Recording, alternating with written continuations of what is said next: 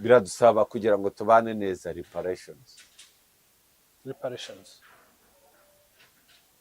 indishyi z'akababaro ntabwo izo ndishyi baziduha baraziduha bataziduha tuzakomeza tubane uzamenya uzakandese hari muzakubwira ati namwe mufitemo mwarabaduhaye twababahaye kugira ngo mbakoreshe mwarabagurishije mwarabaraje afite imbunda tuzamenya twishyuzane wowe ufite imyamba buretse gatorega ibintu byose ndabikuzanira nanjye ndahari iyo wakoresheje umuntu utamuhemba umukubita ibiboko bafata ku ngufu abo bantu baba bakeneye indishyi z'akababaro none se ko buretse nkubaza ushobora kutazizana twebwe abanyafurika ariko bo barahari bafite abana n'abuzukuru babo let me ask you this urakoze no kubikomozaho sura umunyamategeko twemera ko icyaha ari gatozi urishyuza gute generation abagikoze batakiriho urakoze cyane kubera ko icyo cyaha cyamaze imyaka 800 so it becomes intergeneration crime therefore it should be intergeneration reparation uri urumva ntabwo wambwira ngo you are going to walk clean amazu ufite ibisheke mwari mufite ubutunzi mufite mwarabukuye mu bucakara ngo umbwire ngo wowe uri innocent oya if you declare ko noneho kuri gatozi iyo mitungo mwubakiwe mwakorewe mwahimbiwe n'abacakara disondem ubwo bwiru rero hariho bamwe banabubona n'isanzure rikabamurikira either baryamye cyangwa bicaye niho usanga bamwe bahanuzi muzi nka bamagayane niho usanga nka banyagacecuru uwo mu bishi bya Huye niho usanga uriya mwamikazi wafashwe mu gihe cya Ndabarasa w'iwanyu ngiye kumushingira handi oya iwanyu ubwami bwakuyeho na Ndabarasa urabona kwa Nyirabiyoro mu byo yavugaga ubwiru bw'imitsindo yari aribwo kuvuga ukuntu ubwami buzarangira avuga umuzo w'abazungu avuga mu gihe hazaba hari abagabo bafite umubiri umeze nk'uruhinja rwavutse yavugaga abazungu igihe kandi nta kintu cyerekana mu mateka ko hari ahantu na hamwe yari yarahuriye n'umuzungu reka yarataranagera hano muri Afurika yego ariko ibintu bimwe ikibazo gihari mu buhanuzi bw'amagayane ntabwo ari uko atari bwo ahubwo hari abanyapolitike abapropagandiste ba politike bagenda bacurikacurika ibintu kugira ngo bibanyure mu matwi yabo nk'urugero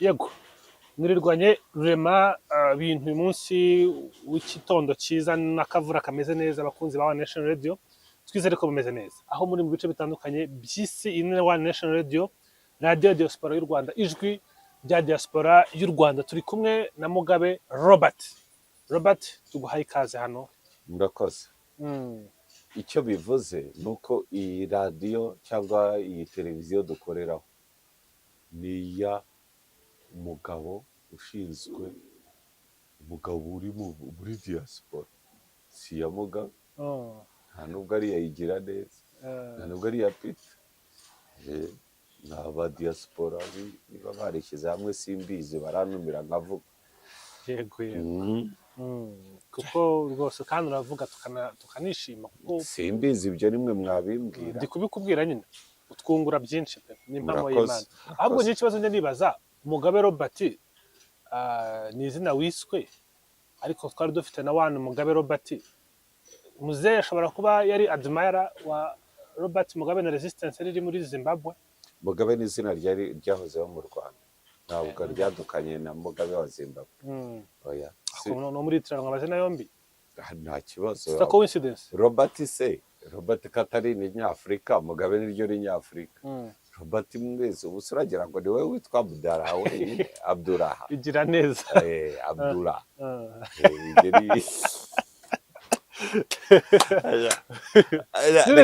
icyo mbaza abakoroni bose ni bamwe, ariko kuyoboka abarabu n'ayoboka abazungu akaba barabona ibibazo byinshi bafite. Umwarabu niwe wa mbere wazanye business yo kumva ko umuntu yaba igicuruzwa bakamucuruza. Abarabu ariko uri kuvuga muri Afurika gusa, ntabwo ari muri Afurika. Beginning ya slavery ntabwo yatangiriye muri Afurika. Slavery yatangiriye yari hari no ku mugabane w'Uburayi no kuva mbere ya Jesus. There was a slavery muri za Roma na za Gaul. Ariko urumva iyo slavery ya mbere ku isi kugira ngo imenyekane ijye ku mugaragaro yabereye muri Egypt. Abanyayisiraheli bafashweho bunyago batwarwa n'ubwami n'abafaraho babakoresha ku kiboko, nibo bubatse ziriya piramide, nibo biriya bintu byose nibo babikoze, nibo bigishije abasipanishi ko abantu bagurwa. Ubundi ababakoreshaga n'abasha babaga babafatiye ku rugamba, none bakabazana bakabakoresha ubuja bwo mu rugo, ariko ntabwo babakoreshaga imirimo iremereye, imirimo irimo kubaka, imirimo igira oya. Babaga ari abakozi bo mu rugo, kuri za jaride, kuzana amazi, gusenya inkwi. Of course icyo gihe cyari igihe cyo muri antikite, ariko abarabu badukana ikintu cyo gufata umuntu kuba umucuruzi. Ni ukuvuga ko ngenda nkabagura ahantu cyangwa nkabafata nkabakugurisha nawe ukazabagurisha ahandi. Bwari ubwa mbere bibaye, n'abarabu babyadukanye, ariko byari before. kandi banabizanye babyigishe. Igihugu cya mbere cyabyize cy'Iburayi ni Spain. Spain ibyigisha Abongereza, Abongereza babizana muri Amerika. Caribbean yose ibaho gutya. Icyo navugaga iyo history duhaye bitangirira muri Egiputa byari imbere y'itangiriro rya Isilamu cyane. Byari n'imbere ry'ivuka ry'amadini, byari na mbere y'ivuka rya Yesu. Yego, byari kera. Ubundi ibyo twari tumenyereye ni uko umuntu agaba igitero mu bundi bwami, yabutsinda cyangwa se agize ahantu afata, akaba yafata abagore n'abana, yenda n'abatandukanye n'ababyeyi, ariko bakaba muri urwo rugo ari abakozi bo mu rugo, twa tuzi two mu rugo, guteka, kugira gute, yego badahembwa, ariko bikarangira abo bantu babaye imwe muri famiye z'uwo muntu. Dufite n'abantu benshi bagiye bava mu bwami butandukanye, aho abami b'u Rwanda bagiye batera bakabazana kugeza aho babaye Abanyarwanda. Yewe naho nkomoka mu gisekuru cyanjye Igororano Nyagasiga, ubu ngubu ni mu karere ka Gatsibo. Hari Abarundi Igorora, bavuga ko hari Abarundi. Abo Barundi baje ubwami bw'u Rwanda bumaze kubatera, bubaka ahantu urabona hariya urenze Kibeho ugana za Nyaruguru, hari aho urenga Nyaruguru aho bita za Buyenzi, aho mu by'ukuri Akanyaru kari ku ruhande rw'u Rwanda, no hirya y'Akanyaru ari uruhande rw'u Rwanda. Urumva Abarundi bahafatiwe aho ngaho, n'Abarundi bafashwe igihe bagaba igitero birukana Abarundi bari bafashe igice cya Bugesera, bakabirukana, bahise bazanwa mu Rwanda batuzwa aho ngaho. Byari ibintu biri common, kandi warabazanaga wanabatuza bakaba Abanyarwanda. Kimwe nuko mu Burundi hari ubwoko bw'Abarundi bitwa Abanyarwanda. Ibyo ni ibintu bisanzwe. Kuba abantu bafata abantu bunyago bakabazana byari ibintu bihari, no mu Rwanda byari bihari cyane. Byari bihari, ariko ntabwo wabazanaga ngo bagurishe, ariko bakoreshaga imirimo y'agahato. Ariko iyo mirimo y'agahato ntabwo yari irimo imirimo y'ingufu. Yego, ntabwo yari irimo imirimo y'imbaraga. Thank you very much. Thank you. Nta kibazo mpereza hano, nta kibazo. Niba nakureba babone ko uri umukobwa mwiza, nta kibazo. Urakoze cyane. Yego. Urumva nk'abo barundi ntabwo bigeze baza mu Rwanda gukora imirimo y'agahato. Yego. Oya, barazaga ahubwo n'ingabo zimwe ugasanga zirabafite bakagabana iminyago, ariko ntabwo wabazanaga. Cyangwa nuko kera nta cyo kugura cyari gihari, abanyarwanda ntabyo bakoraga ubucuruzi bwo kugurana, nta biciro byari bihari byo gutanga ku kintu gutya, byari ugutanga ibintu bakagura. Ntabwo washoboraga gufata umunyagano ngo mukuri wanjye ngo muguhereze, cyaraziraga, ntabwo byashobokaga. Muri Afurika na empire zose zahabaye, yewe na empire zose zo ku isi. Abafaransa bateye Ubwongereza, banyaga Abongereza babajyana mu Bufaransa, bamwe babagira abagore, ariko ntabwo bigeze babakoresha imirimo y'agahato harimo n'ikiboko. Nubwo n'abahakoraga b'Abongereza bahakoraga like mistresses n'abandi bagabo bakabajyana ku rugamba, cyangwa se kubera yuko Abafaransa babaga bari bujye mu zindi adventures, mu bindi bitero, babasigaga bakaba interested with their homes.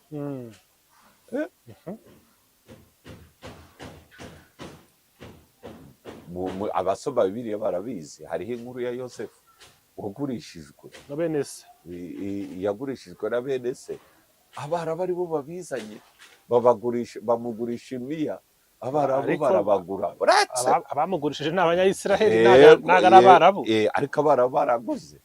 So it was in their culture to buy humans. Nibo berekanye ko umuntu ashobora kugira agaciro in terms of money. Yego. Baramugura, baraje bageze nabo bamushyira ku isoko. Ni ukuvuga abo bari baranguye, bamuranguye kuri bene se, bamushyira ku isoko. Nibwo umugabo witwa Potifari, Umunyamisiri, amuguze.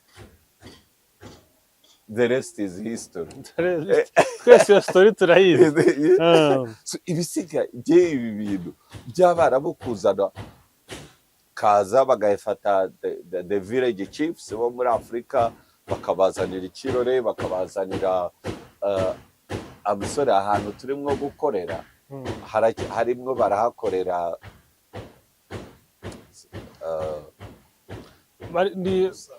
bariho barahasana, hari kuba renovation no kugira ibintu bahindura kugira ngo hoteli ibe. Baraza kwihangana noyize bayishyire ku ruhande, bayifiltirating. Nimugire ngo dukora mu gacinjiro cyangwa ahantu hamake, nuko hari dukora babasana bagira ubwiza urumva. Oya, barabizi ko utakorera ahantu hamake. None se aho ngaho uramponda sinoga. Abarabu nimwe baje kugura, baje kugura nta purchase order bafite, uwo baje kugurira ngo bagurishe. Wowe kutashaka kumushyiraho ikibazo, wamutumye ngo ajye kugura abo bantu kugira ngo azabagurishe, kuko last time I checked ntabwo aribo babakoresheje. Culture yabo y'Abanyafurika, iyo bari basangaga bumvaga umuntu ufashwe ugiye gutya, cyuze bari mukoresha imirimo yo mu rugo, ntabwo bari babizi ko bagiye guhinga ibisheke ku gufa. Ariko ntabwo ari Abarabu babahingishije.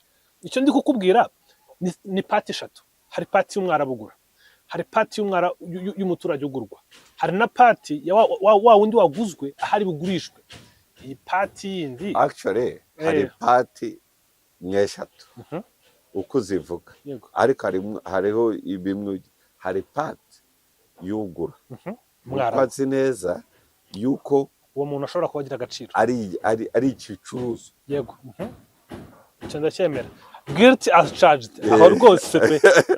Icya kabiri, hari village chiefs n'abami bamwe, yego, bakoranye n'aba Barabu, babazaniye imyenda, inigi, yego, ibirahuri, bakemera ibirahuri. Nivuga ibirahuri, ibyirori n'inigi, amashanete, tuyise mu bajyana. Abo nabo bari guilty. Ni Abanyafurika b'ibigwari. Yego. Actually b'inyana z'imbwa. Reka ibintu tujya tubyita amazina yabo. iyo tuvuga ibigwari rero n'umugabo ukubita umugore aba ari ikigwari aba ari ikigwari. ariko iyo ugize gucuruza umuntu ukumva ko umutanga kubera ikirori ubura inyana y'imbwa. nawe reka tujye kwa gatatu. hari wa mwarabu noneho yamaze abantu arabafite kubagurisha undi. uyu ona kwituje kurangura uje kurangura akabakubita ubwato akabageza i Burayi nawe akabakubita mu isoko. mu isoko bakareba ufite ibiro waba imbaraga ushobora gukora ushobora kuba mistress ugakora mu rugo ariko banamurongora ku ngufu uwo nawe akarangura uwo nawe akagura. yarabaga afite ubushobozi bwo kumumarana igihe runaka nawe yaranze akamugurisha kutanga menshi. So, muri make the entire business is rude, corrupt, against human rights. It's against all norms of morality. It is stupid. It is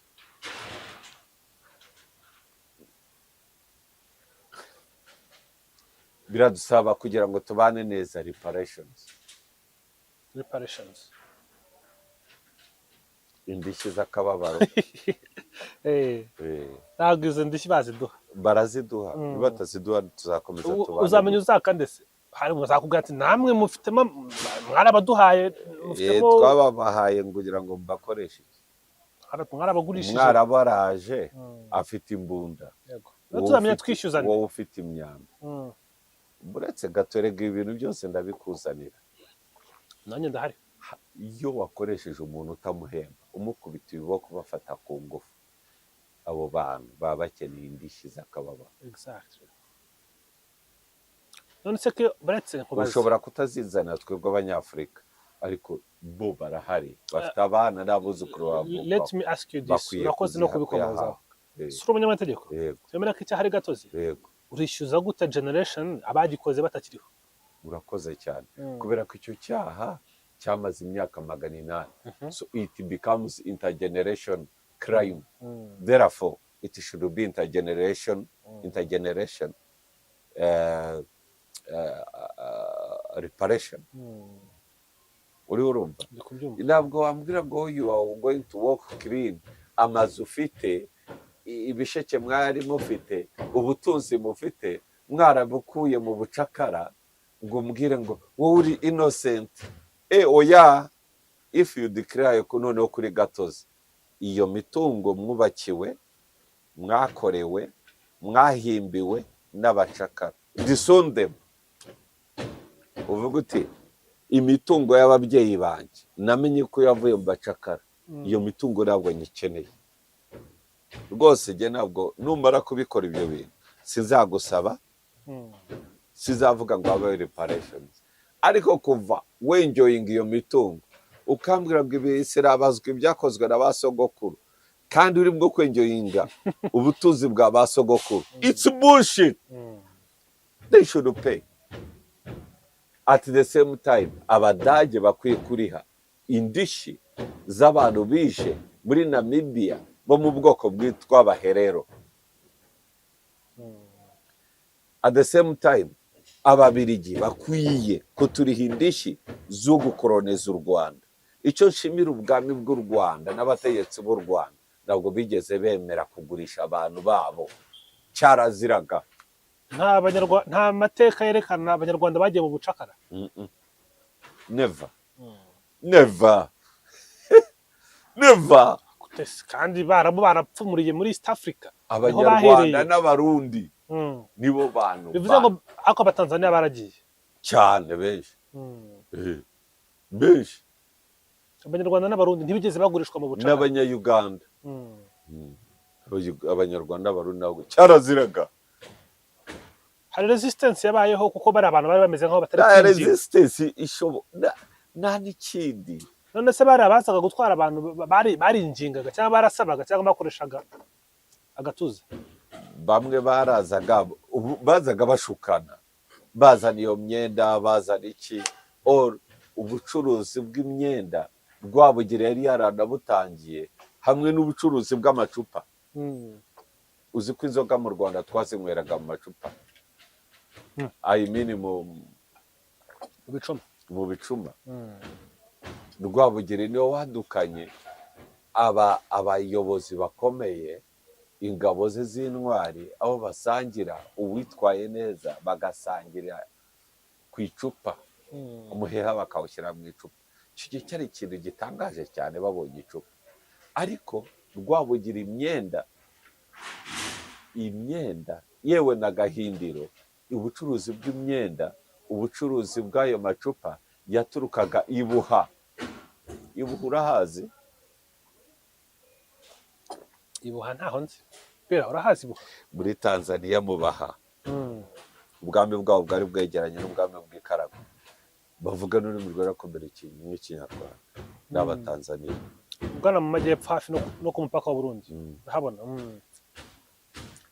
Icyo nshaka kuvuga, ubwo bucuruzi twari twabutangiye dufite ibyo tubaha, bashaka impu tukabaha n'inka tukabona imyenda, ariko ntabwo twashoboraga n'icyo gitekerezo n'ahantu bari kugitura, kuko mu ubwami bw'u Rwanda bemeraga yuko umwami ni umwungeri, Imana y'u Rwanda yaragije abo bantu. Uranyumva? Kandi abo bantu ari bo batuma u Rwanda rubaho. Urwo Rwanda rero umwami wabaga ari uwa rubanda, n'umwami wagaragazaga ko atitaye kuri rubanda. Abiru baramunyweshaga. Werekanaga ko atitaye kuri rubanda, abiru baramunyweshaga cyane. Buriya abiru tujya tuvuga, hari ubwiru najya mvuga kandi sinemera. Ariko ngewe wambwiye ko imyaka yageze yo kubuvuga, nubwo atari wowe wabushyize mu maboko ya Nyirishema, ariko hari ibintu bigenda bihinduka uko imyaka itera imbere. Imyaka yageze y'ubwo bwiru ubuvugwa yarageze, bwaravuzwe. Abantu bazi inzira 18 z'ubwiru, ariko zari zimeze nka politiki igenga igihugu. Hari inzira ya rukungugu igihe igihugu cyatewe n'amapfa, hakaba hari inzira nyinshi cyane, inzira za disaster management. Ni nko kwavuga polisi. Yego, ariko yabaga ari polisi iri aho ngaho ihoraho kandi ijyana n'imihango. Ni ukuvuga n'umwami naho yazaga ntabwo yahinduraga iyo polisi. Hari ubwiru.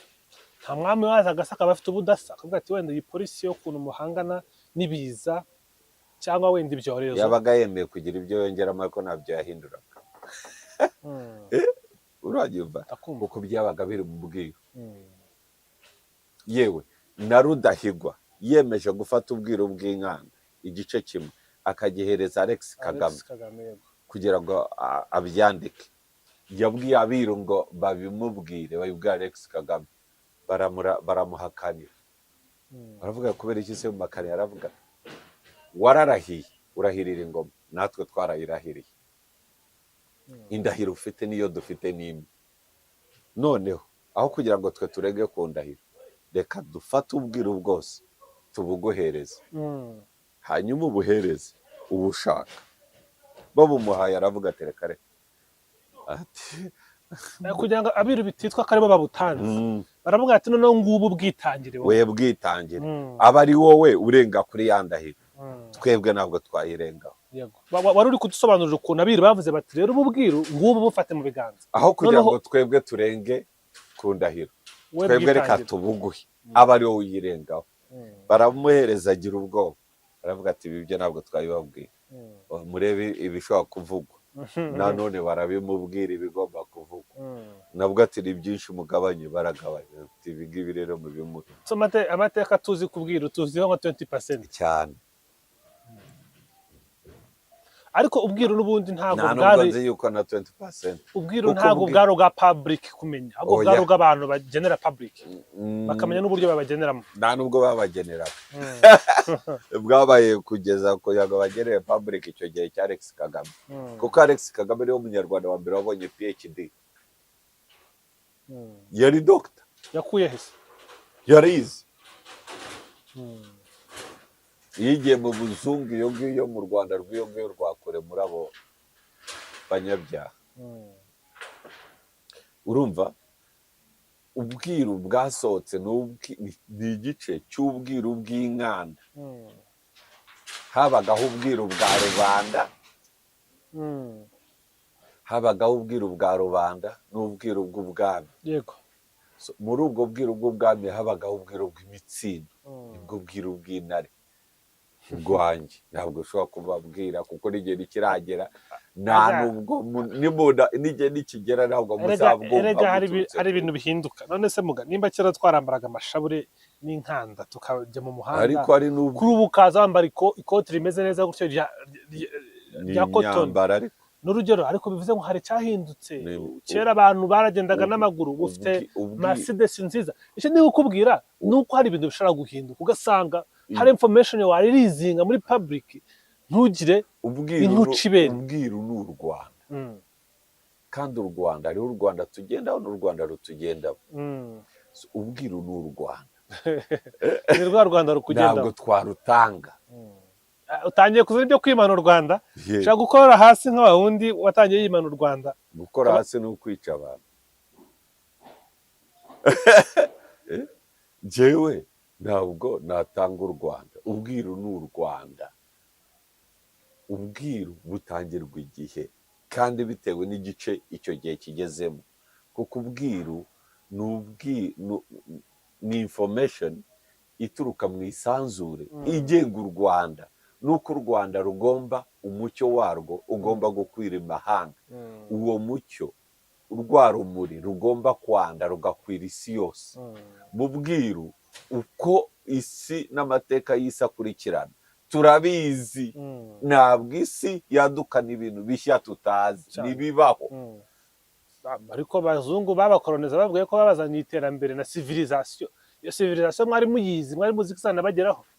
Ndakubwiye ndabara cyangwa mwari kwigezaho. Ndakubwiye ngo ikintu cya mbere na civilization abazungu bazanye. Yego, bazanye ubuvuzi, bazanye uburezi, bahinduye uburyo ubuhinzi bukorwamo, bahindura uburyo ubworozi bukorwamo, ariko bazana uburyo bwabo bwica ubutaka. Ubwo bintu bitandukanye ni nacyo ubwiru burimwo. Impamvu tuvugaruraho igice kimwe ubu ngubu nuko bugomba gusana iyi si. Exactement.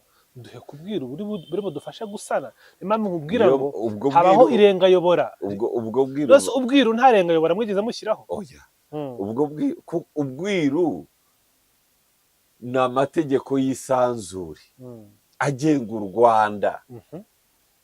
Urumva, kandi u Rwanda rwashyiriweho kuba umucyo umurikira amahanga. Icyo ngicyo bazi ni rwa rumuri Rwanda, kandi u Rwanda rugomba kugarura ubushake bwa nyir'isanzure, Imana y'u Rwanda icyo ishaka kuri iyi si. Ubwo bwiru rero hariho bamwe banabubona n'isanzure rikabamurikira, either baryamye cyangwa bicaye. Niho usanga bamwe bahanuzi muzi nka ba Magayane, niho usanga nka ba Nyagakecuru wo mu bishi bya Huye, niho usanga uriya mwamikazi wafashwe mu gihe cya Ndabarasa w'iwanyu. Ari ngiye kumushingira handi. Oya, iwanyu ubwami bwakorewe na Ndabarasa. Urabona kwa Nyirabiyoro. Mu byo yavugaga ubwiru bw'imitsindo yari aribwo kuvuga ukuntu ubwami buzarangira, avuga umuzi w'abazungu, avuga mu gihe hazaba hari abagabo bafite umubiri umeze nk'uruhinja rwavutse. Yavugaga abazungu igihe, kandi nta kintu cyerekana mu mateka ko hari ahantu na hamwe yari yarahuriye n'umuzungu. Reka yarataranagera hano muri Afurika. Reka avuga undi akavuga, akajya amubwira umwami Ndabarasa, akajya amubwira icyo gihe nzaba narabyaye runaka, ati runaka uzapfa gutya, gapfa gutya, gapfa gutya. Urumva ni ibintu bitandukanye birenze. Twa- wa mwami mwitaga umusazi urabwibuka? njya mugarukaho Yuhi kenshi. Mazimaka. Yuhi Mazimaka. Yuhi Mazimaka niwe wa mbere wabonye abazungu akababona asinziriye akongera akanababona akangutse banatera u Rwanda rimwe akabazimanira umuneke kavuga ngo arabona amato agendera mu kirere ngo hariho abantu bafite umubiri ngo unyerera ngo usa nk'umwana wavutse Ako Yuhi Mazimaka nuko ari n'umusizi. ni nayo mpamvu ubwiru bwinshi bwasigaye mu Rwanda abantu Alex Kagame atanditse tunashobora no kuvoma tubuvoma mu bwiru bw'imitsindo tukabuvoma no mu busizi kuko aho hantu abazungu ntabwo bigeze bahinjirira.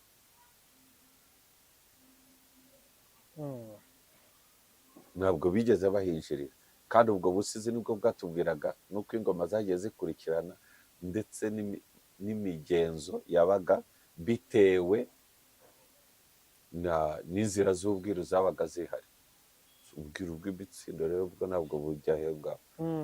N'ikintu batekerezaga ko Mazimaka yasaze ni uko mu kwimika Mazimaka reka nkuvugura gatoya mu kwimika Mazimaka iyo bimikaga umwami mu mihango yo kwimika umwami habagaho kumukoreraho imitsindo. Hari ubwo iyo mitsindo yazaga iri average bitewe na personality y'umuntu n'amateka ye.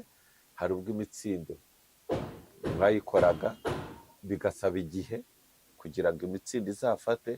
Hari n'ubwo yabaga myinshi ndetse n'umwe muri iyo mihango y'imitsindo akabivamo. Kuri Mazimaka yari yarafashe cyane atetse ku ntebe.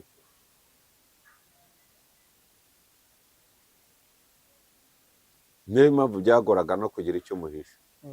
Na bya bindi byo mu bwami abantu bakoraga ibintu ugasanga ufite umuhungu agashaka kujya muri bamwe mu nshoreke zawe. Mazimaka arabibonaga kandi yahicaye Bikaba ari byo se cyane ijana ku ijana. Nta mwana wese yarashe umwamba akamwica kubera ibyo bintu. mwambonye. None se ukomeje ku buhanuzi bwagaragaraga cyane cyane muri ubwo buryo bwo kwerekana ko hari ibintu abantu babonaga bidahari, ukomoza no kuri ba Magayanira. Ba Magayanira nabo bari bafite iyo mpano ituruka inyuma iyo ngiyo. Nuko bahabwaga nuko ubwiru bwagize abiru bagasa nk'abazungu babakuraho ariko isanzure rigahitamo umuntu ureba agapfumura muri iyi si turebesha amaso akamenya. Yego abantu babaho. Buriya buhanuzi bwa Magayanira twumva ntabwo ari inkuru kuko hari igihe babuvuga bakabudetinga inyuma akavuga ibintu yagiye avuga bizagenda biba bikagenda bikaba nabyo. Twumvishe kuri nk'urugero ku munsi w'ejo nibwo hari itariki ya mbere Ukwakira yo gukunda igihugu yatangije urugamba rwo kubohora igihugu, niho yari afitemo ubuhanuzi bwahanuraga buvuga ko hari gereza yo mu Ruhengeri izafungurwa. Yego ariko ibintu bimwe ikibazo gihari mu buhanuzi bwa Magayanira ntabwo ari uko atari bwo ahubwo hari abanyapolitike abapropagandiste ba politike bagenda bacurikacurika ibintu kugira ngo bibanyure mu matwi yabo. Nk'urugero sumva babipolitiza bakavuga ngo inkotanyi ngo zizamara imyaka 10 ngo ziveho.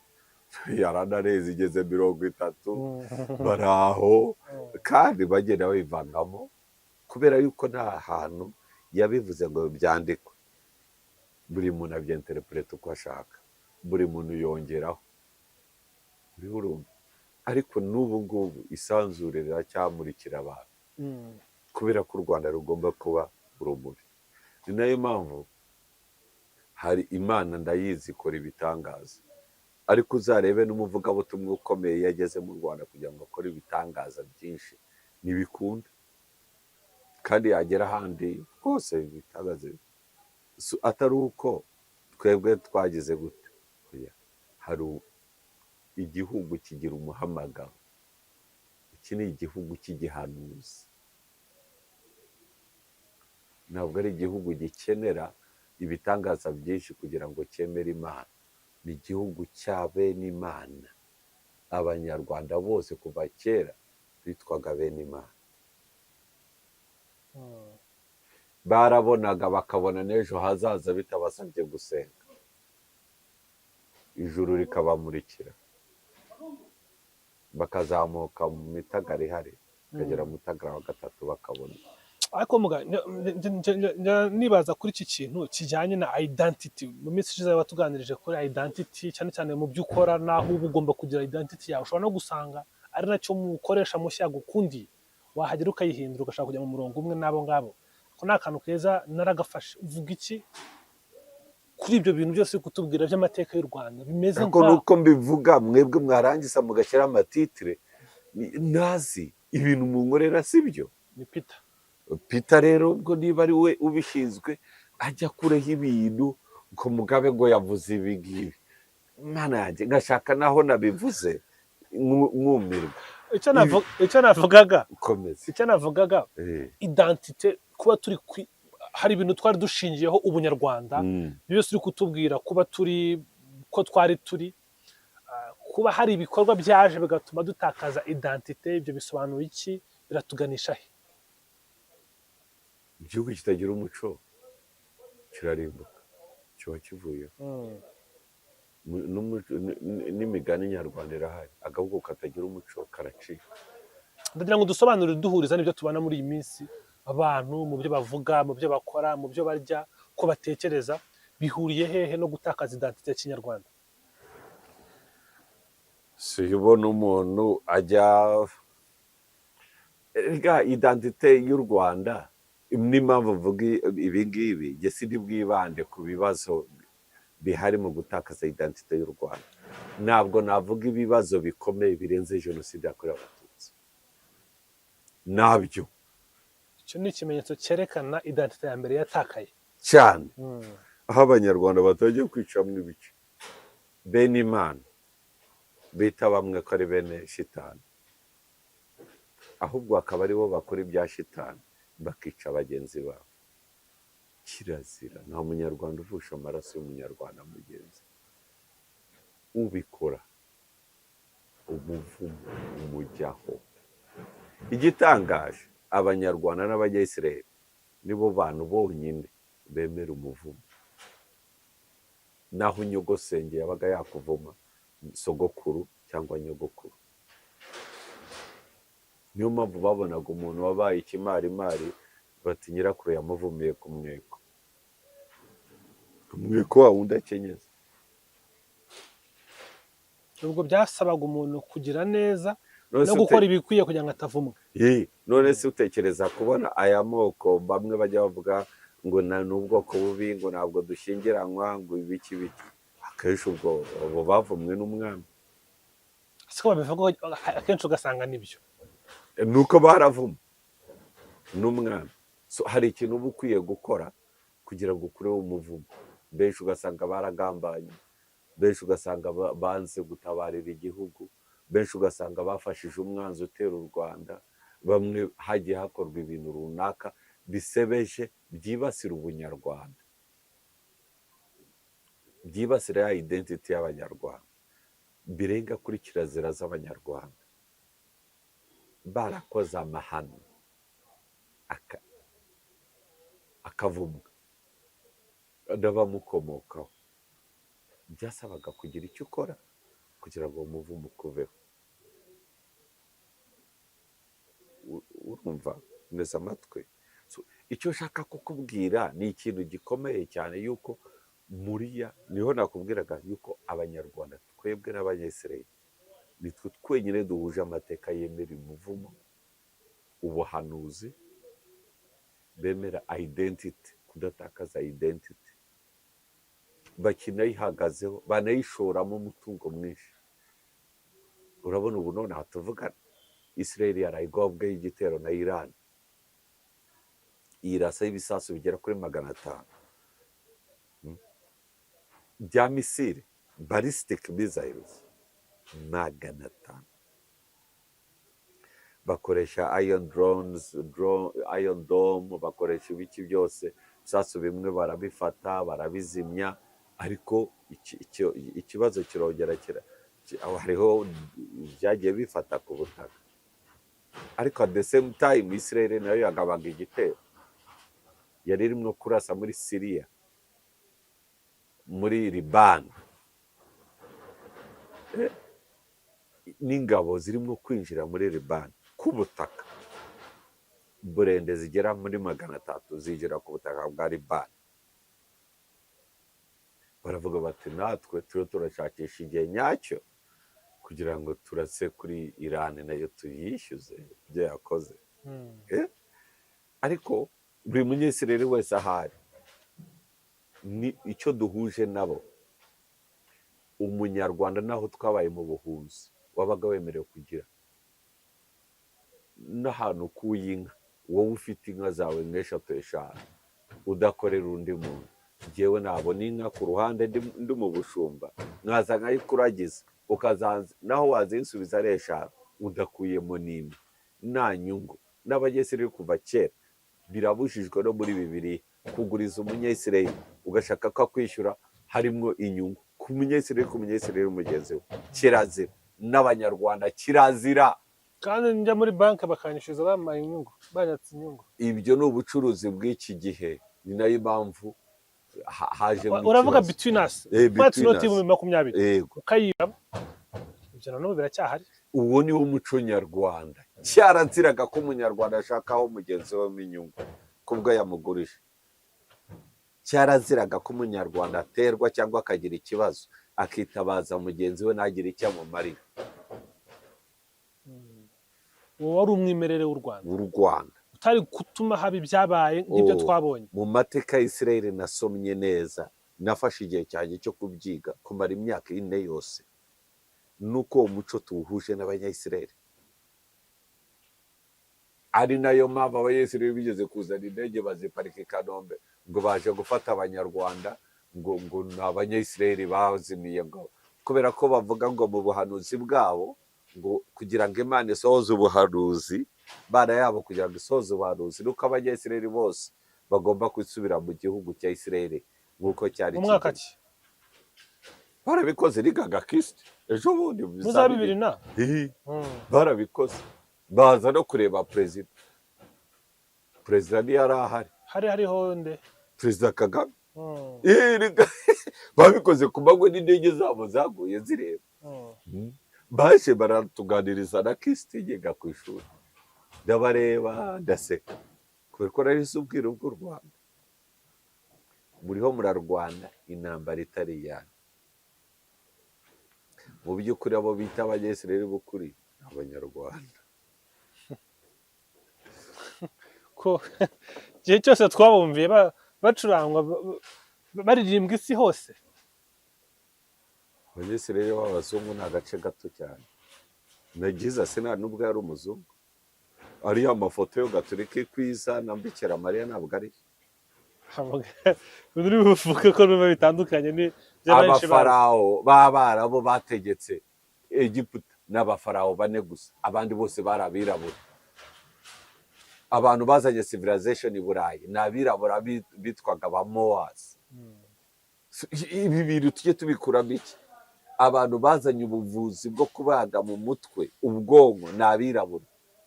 Universite ya mbere yari ikomeye n'abazungu bigiyemo ni universite yari iri hariya mu Ntuzi Alexandria hamwe n'iya Timbuktu hano muri Central Africa, not Central Africa, za Mali, za West Africa, sorry.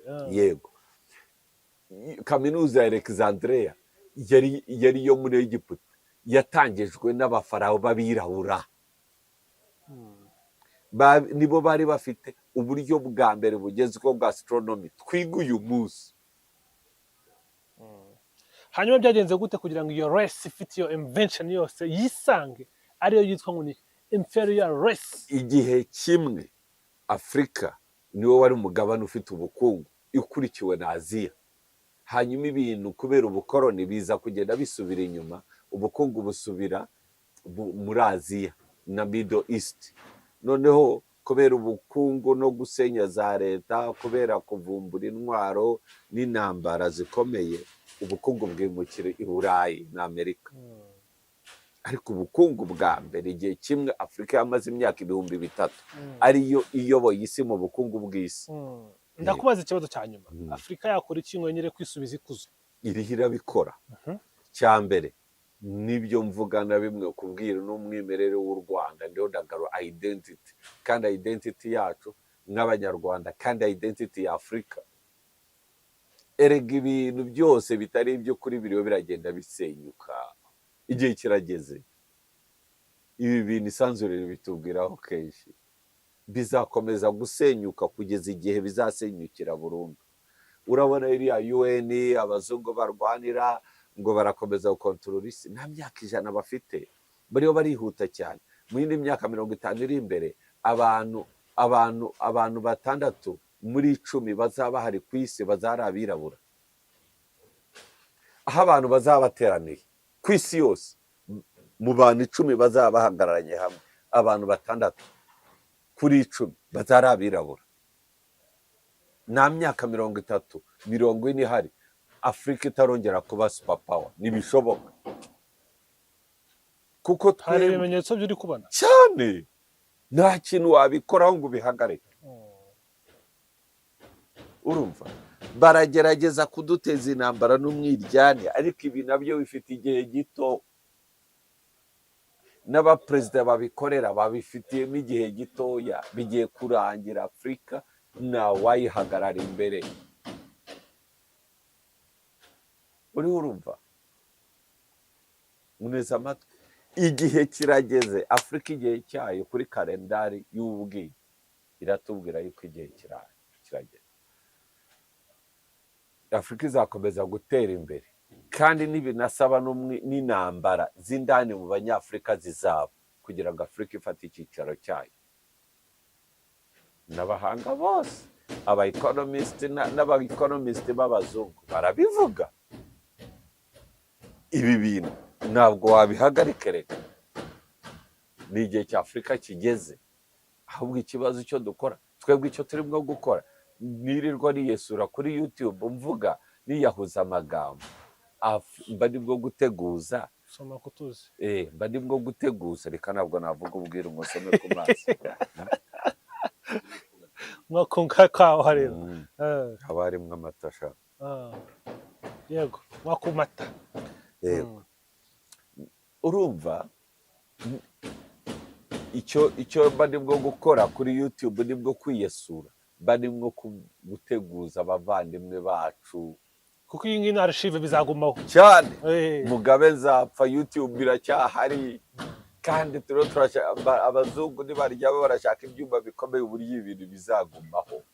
Ibi bintu mbabwira muzabibona no mu myaka 200, n'abuzukuru banyu bazabibona. Nishimira abagore n'abagabo bambwira ko bankunda, ibyo bavuga ko bibahereza ubumenyi biranshimisha, biragaragaza ko ibyo nkora bitanga umusaruro. Ndabashimiye. Nzakomeza kubivuga na One Nation nirekeraho kuntumira, nzakomeza njya n'abandi bose, ako zakomeza kubivuga kugeza aho ushiriye mu mwuka. Nyagasana akomeza akuduhe, komeza uduhe ubumenyi. Ariko ntabwo nzatura nk'umusozi. Kandi aravuze ko muri guhimba uburyo abantu batazajya bapfa bishwe n'ubusaza. Muri siyanse byo turashaka yuko muri siyanse iriho ubu ngubu turifuza yuko umuntu azajya nanapfa yishwe n'impanuka cyangwa isasu, yicwe n'impanuka cyangwa tube twamurashe. Kandi ibyo bintu bizashoboka kuko igihari kiroroshye cyane kugikora. N'impamvu bidakorwa none aha ndayizi, nuko tugifite abantu babyara abantu benshi. Ntabwo wakuraho gupfa ushaje ngo tubone abantu aho tubakwiza kuri iyi si. Resources ni nkeya. Noneho byaba ikibazo, isi yahita yuzura, ahubwo isi twayirangiza. Muga bikamushimira cyane. Impamo y'Imana urakoze. Murakoze.